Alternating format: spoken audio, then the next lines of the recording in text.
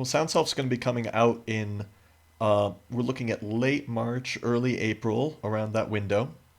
And that's a project that I've been working on for about 8 years. So it's a real passion project for me, and I think it's mostly, that in that TED talk, Soundself's mostly the project that I'm talking about there. It's also the project that I'm talking about in my GDC talk.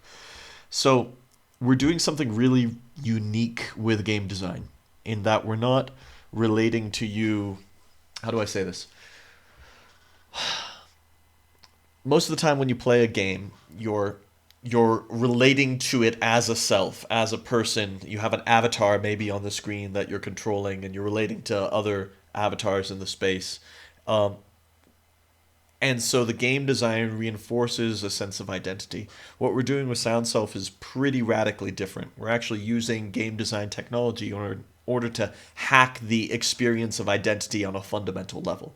So you can play SoundSelf, and your sense of it's based on meditation technologies, and the whole design was more or less channeled from psychedelic experiences. So what it's doing is not having you play a being or play as something or even play as yourself. It's actually working on the way that you perceive yourself.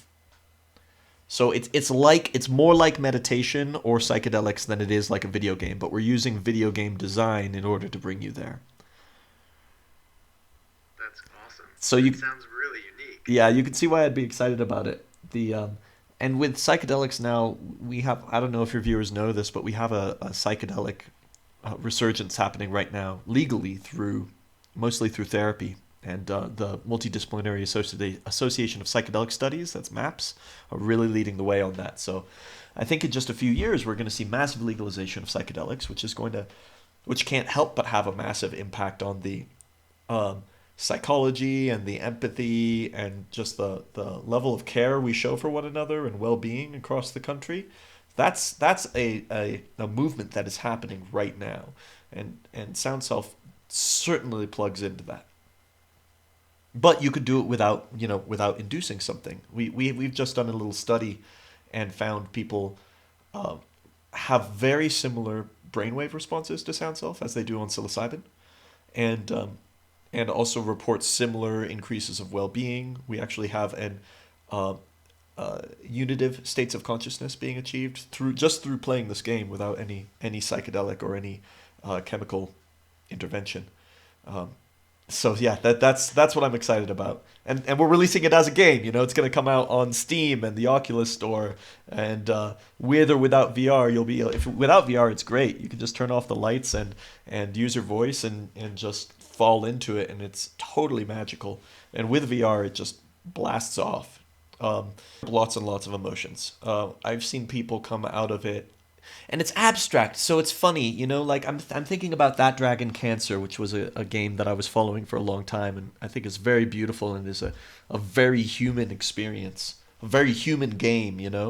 Um, and it's using a narrative to give you so you recognize yourself in the character and who are real life people, and you feel something come up.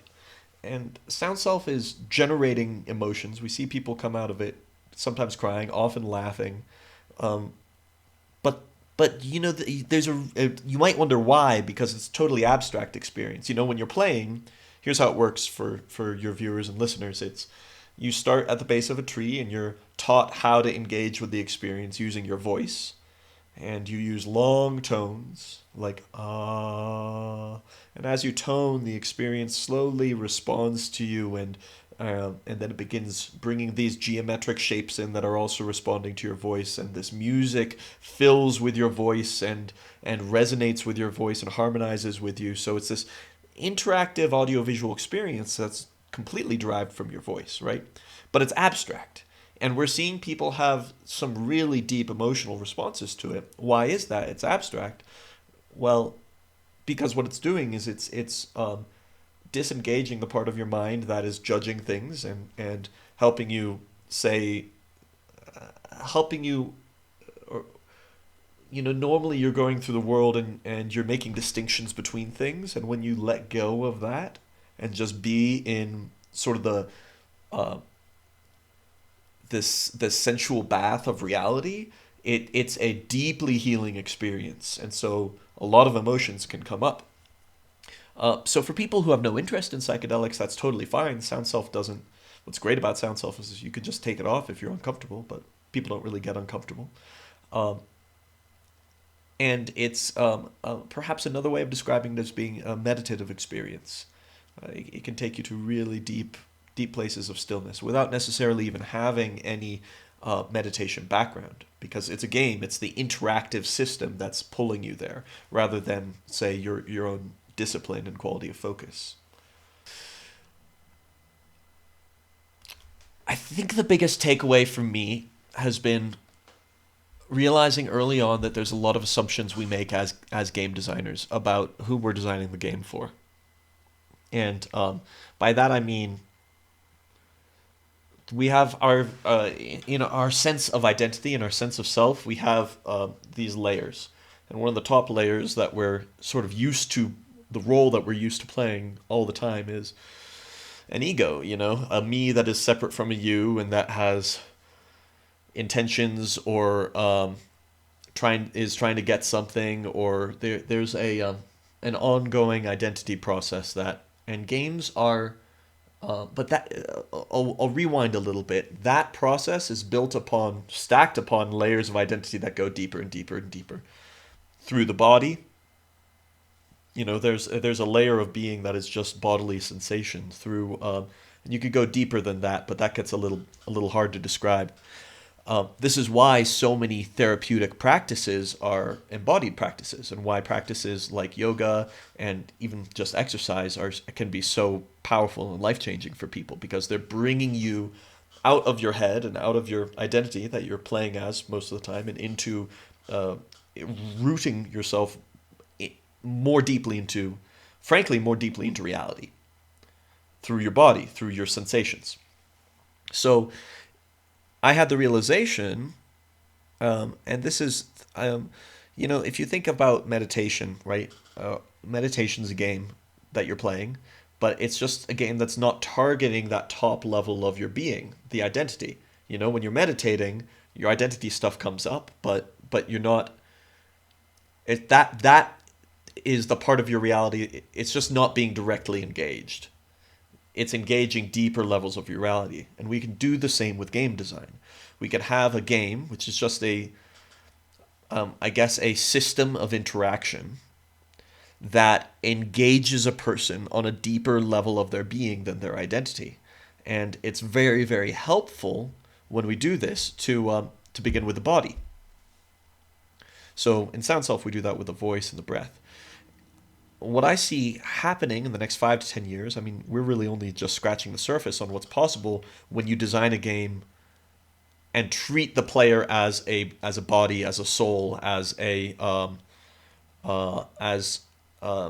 vibration, as whatever you want to call it. Treat the player as more than just an identity. We're really only just scratching the surface on what's possible with that. And I think that if you look into the near future, as biosensors begin getting integrated into video games, either through VR headsets or through controllers, as we start getting more and more biometric data from players, we're going to see more and more sophisticated game designs that are targeting deeper systems in a player's being than just their identity. Everything, man. Yeah, because if you think about it, the way we're used to engaging with games, even VR games, is through like a controller or a keyboard. And with VR games, it's a little more embodied, which leads intuitively to a little bit more embodied design, which we've seen, I think, in a lot of VR games already. But as soon as the input mechanism shifts, it naturally invites designers to think in a more subtle and sophisticated way about what the player is. Like, it's no wonder that video games have been treating us as a floating head and a floating identity, because the input mechanisms that we've had to engage a player with are ones that focus on the identity. Using the fingers. The fingers are like the uh, um, the body's expression of the identity, where we can be really precise in trying to do what we want to do. Now, the fingers are not more sophisticated in terms of how they engage with the world than, say, the lungs. It's just we're more conscious of them in, in in that identity frame. And because most gaming inputs involve the fingers, indirectly, most gaming inputs are actually involving the player only on the level of their identity. Um, it's just something that really excites me. I see gaming as a really, really potent leverage point for how we can um, okay.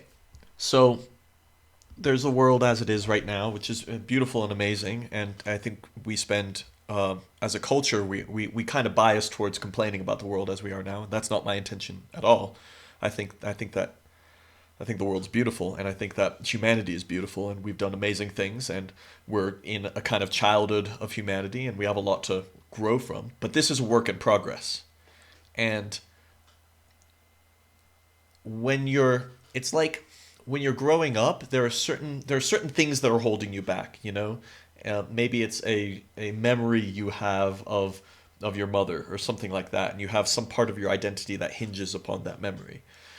So that memory becomes like a great leverage point that you can then use um, to evolve yourself. So I think of gaming as an amazing leverage point for all of humanity. Reasons being, I'll just start on the most superficial level. It as an industry, it is I guess extremely established. It has surpassed the film industry in terms of its size. So there's a lot of money in games, and as an industry, it's an incredible mechanism for delivering content to people. Uh, Secondly, gaming, because it's interactive, and especially new technologies make it immersive, makes it so that you can invest more of yourself in the experience. Which means if you're interested in leveraging human psychology, it's gaming is a really great place where you can have people, because of the scale of the institutions, you can have people practicing something, whatever the game has you practicing, because every game has you practicing something. You can have people practicing something in a massively scalable way. Now, the interactivity of games really lends itself to that quality of practice, to to to a quality of being in relationship with a piece of art or a piece of entertainment in a way that is deeper than a narrative. And narratives are amazing. Stories are amazing. The stories work on our mind by we project our identity into the characters, and we experience their conflicts from the different sides, and it kind of helps the different characters in our own minds work through things. And that's an amazing technology. Gaming is far more powerful than that. The only technology that I think is on par with gaming in terms of how powerful it is for the human psychology is music. Um, and I can't even I can barely begin to fathom why and how that is, but that's clearly the case. Music is so potent and powerful. I think I would be surprised if there is anybody that is listening to this interview right now who has not been deeply moved and deeply changed by a piece of music. So games, interactivity, but you could also integrate music into it. So that's point two, is how engaging they are at engaging the psychology. Point three is that there are just a few, I think, habits of gaming I was describing before, using the fingers. So gaming is this huge institution that has a enormous capacity for impacting a player's psychology, but the tool as it is being used now is like so unsophisticated, you know? Almost embarrassingly so.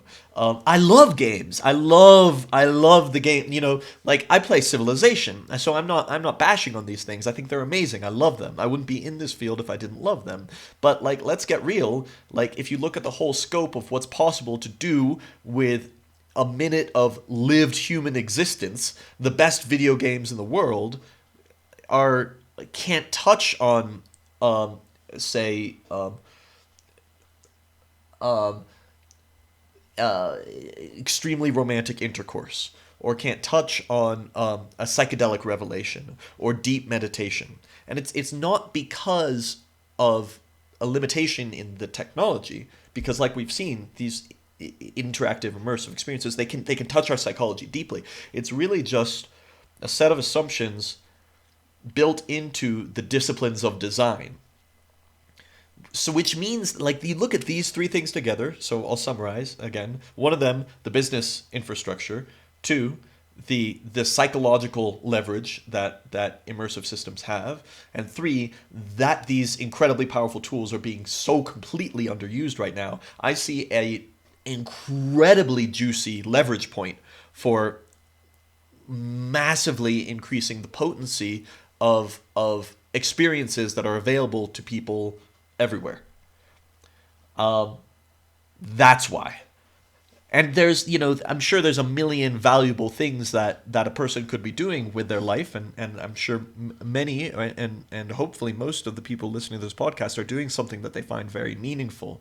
To me, with my skill set and with my set of interests and so on, this is the place where I know I can make the biggest impact with my life energy. A lot to be excited about right now with what's happening, and these are things that are coming.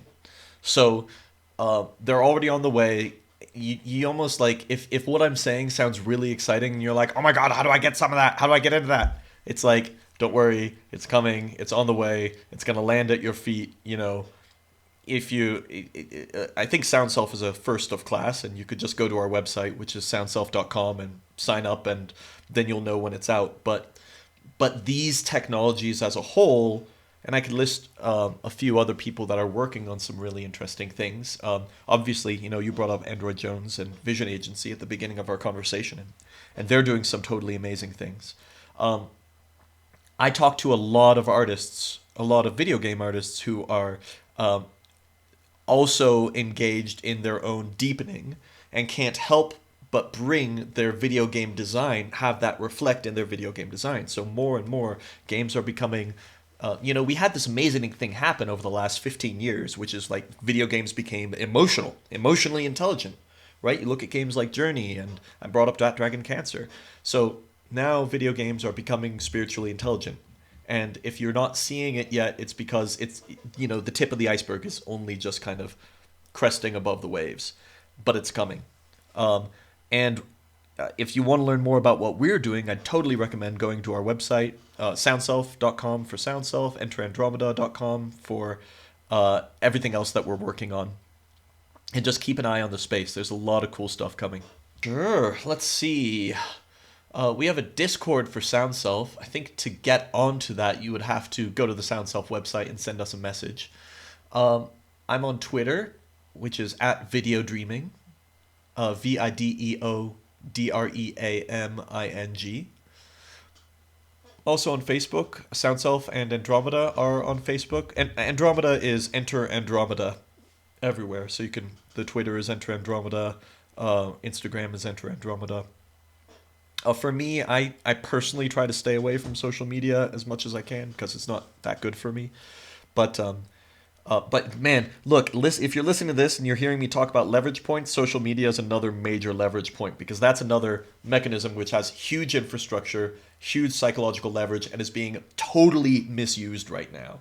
So I hope someone's inspired to tackle that one. That's not for me. Anyway, the point is, I'm staying off social media for myself mostly, but use those handles and you'll connect with other people who are working on this stuff, and I'll try to respond to people on those channels. I just don't get to very often because I mostly stay off Twitter and Facebook these days.